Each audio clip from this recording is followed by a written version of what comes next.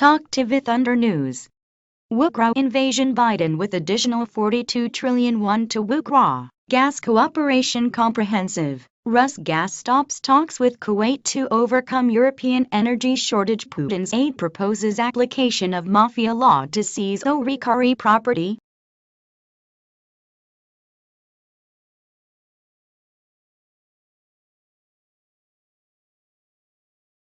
Talk TV Thunder News.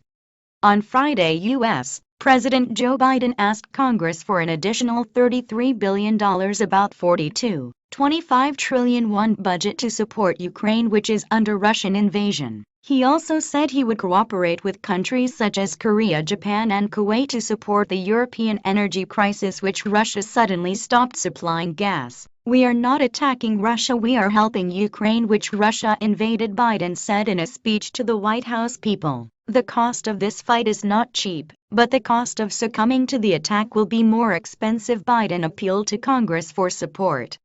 The additional Ukrainian aid plan included $20 billion in military support, including weapons, $5 billion in direct economic support, $82 trillion in aid, and $3 billion in humanitarian and food aid, $82 trillion. Biden also asked Congress to deal with legislation to strengthen judicial crackdowns to freeze and seize property against them, saying that Russia's emerging Chabololigarchy has emerged as a group of close aides to Russian President Vladimir Putin and is supporting the invasion of Ukraine with the enormous wealth accumulated in the regime's protection.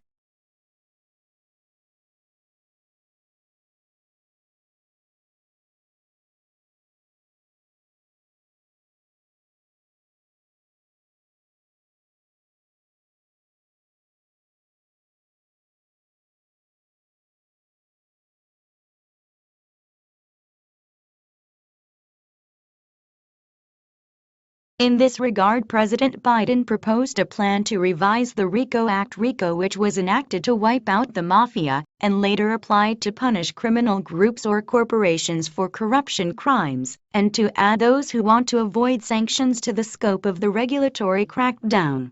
The United States has previously accused Huawei of violating sanctions against North Korea in 2020 during the Trump administration, but has stated that it violated the RICO law in connection with corruption crimes. President Biden also said that the U.S. will not tolerate Russia using crude oil and gas to avoid corresponding consequences of aggression in connection with Russia's sudden halt of natural gas supply to some European countries and putting it as a counter-European pressure card. He said, "We are cooperating with other countries including Korea, Japan, Qatar to help Europe's alliance, which is being threatened by Russia with natural gas. We are discussing ways to sell natural gas to Europe, including Poland, along with Japan and other alliances," he said. "This is a very good idea. No one should make a stupid statement about the use of nuclear weapons." Russian Foreign Minister Sergei Lavrov warned of the possibility of using nuclear weapons.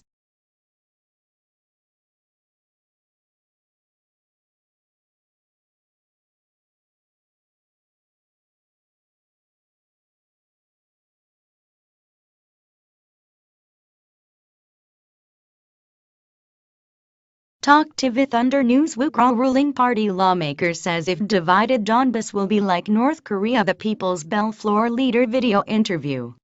"We fear our democratic prosperity. Forcible migration and sexual assault frequently.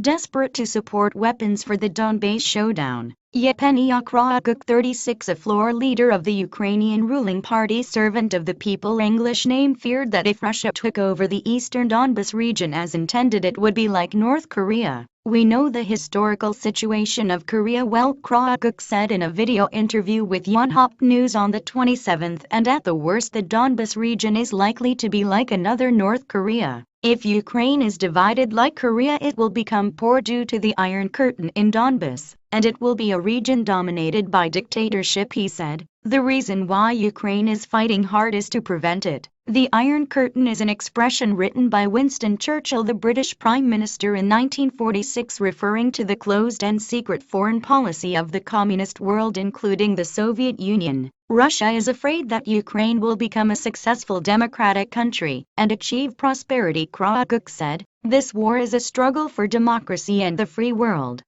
Our history is a record of hundreds of years of confrontation with Russia, he said. Russia, which has no freedom of expression, human rights and free economic system, is trying to expand its own world to other countries. We do not want to be one of those countries that are being treated, he said. We want to remain a free country, a country that we elect. Even Ukrainians living in occupied areas are ready to die and are protesting against Russia every week, he said. Ukra, a journalist at the university, was in charge of the party's public affairs activities before joining the camp of President Volodymyr Zelensky in the 2019 presidential election. Since then, he has been nominated as a proportional representative of the general election held in the same year. He said that President Zelensky has been devalued because he is a comedian, but he is now recognized as a true leader of the free world.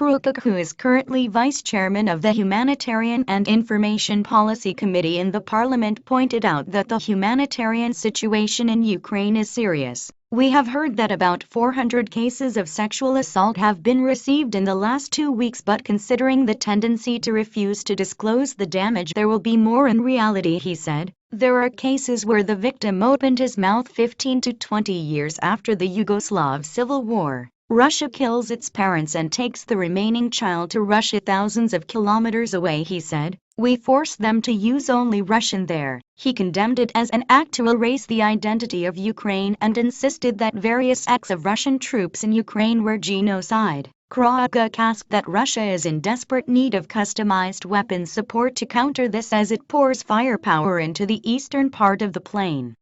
We need heavy weapons such as multi-range rockets, anti-aircraft networks, and curved guns, he said. We can bring these weapons and move them safely to the Eastern Front. We can predict some of the Russian military action to prevent weapons transport through intelligence, and we are not one of the transport routes, he said. The third party will not be able to understand, but the Ukrainian army has a desperate will to send weapons to the eastern battlefield somehow. In addition, the challenge is victory, but the main goal of the government will be to rebuild the destroyed infrastructure. 30% of the national infrastructure is destroyed, and it costs a huge amount of $600 billion, about 759 trillion won, and we need a new Marshall Plan for rebuilding the country, he said. About 1 million people have already been evacuated from abroad, he added. We are waiting for the day when women and children who have escaped the war can come back.